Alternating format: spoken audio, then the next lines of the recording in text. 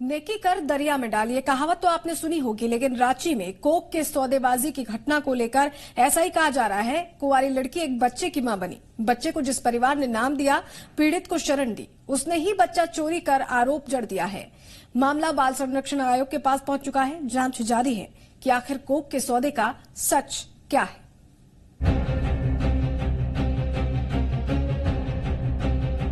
बाल संरक्षण आयोग के दफ्तर में लोग पसोपेश में हैं। अजीब उधेड़बुन है। मामला कोख के सौदे का है या चोरी का, फैसला होना बाकी है।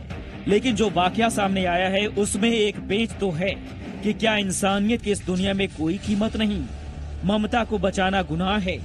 दरअसल ये लड़की कुंवारी मां नहीं बनना चाहती थी, सामाजिक मर्यादा से बचना चाहती थी। लांछन से बचने के लिए लोक लाज की वजह से इसने अजन्मे का गला घोटने तक अस्पताल पहुंच गई। मेरे चाचा है, 10-15 दिन का गैप था और सडनली मेरे चाचा को एक लड़की मिल गई।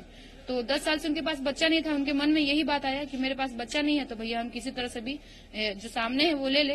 तो हॉस्पिटल में लड़की क्या की, 9 मंथ प्रेग्नेंट, बच्चा मरने वाला दवाई खा ली। कोख को कलंकित होने से बचाया, जिंदगी को ममता की छांव दी, दोनों की जान बचाई और मान सम्मान की खातिर अपने घर की ओट दी, सिर्फ इस वजह से क्योंकि इस महिला के चाचा की कोई संतान नहीं थी। लेकिन ये चाह चोरी के आरोप तक पहुंच जाएगी, सोचा न था।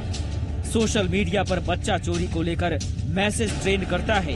आयोग में परिजन सामने आते हैं तो उनके होश उड़ जाते हैं। मेरे पास दूसरा कोई ऑप्शन नहीं था, इसको चाहिए नहीं था और हम मरते हुए छोटा बच्चा को देख नहीं सकते थे।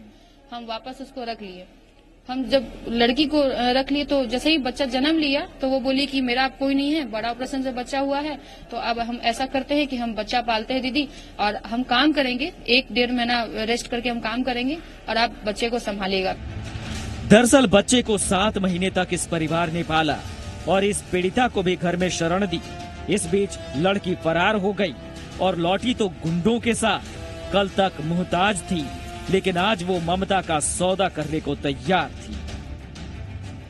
कल ये लड़की, मेरा बस यही बात था, जब ये गुंडा लेके आई तो मेरा हम समझ गए कि इंसानियत का कोई वैल्यू नहीं है। 7 महीना इसको पाले, इसको देखे, इसका भी वैल्यू नहीं, इसकी माँ को भी देखे, इसका भी कोई वैल्यू नहीं है। तो हम उसको बस बोले कि जितना भी खर्चा हुआ है मेरा, उसके हिसाब से 10-20 हजार रुपया जो भी है तुम दे करके तुम अपना बच्चा लेके चली जाओ, ठीक है। ये लड़की इतना सुनी और यहाँ आकर के केस कर दी मेरा उल्टा ऊपर कि बच्चा चोरी करके भाग रहे हैं। ममता अब कानून की कसौटी पर है।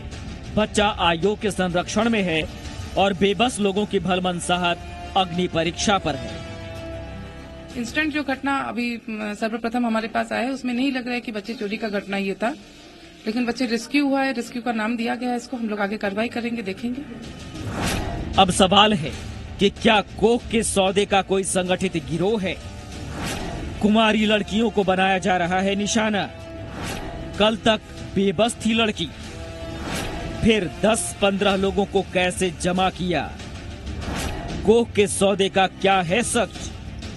अब तक की कहानी से साफ है, मतलब की खातिर मुसीबत भी मत्थे पड़ जाती है।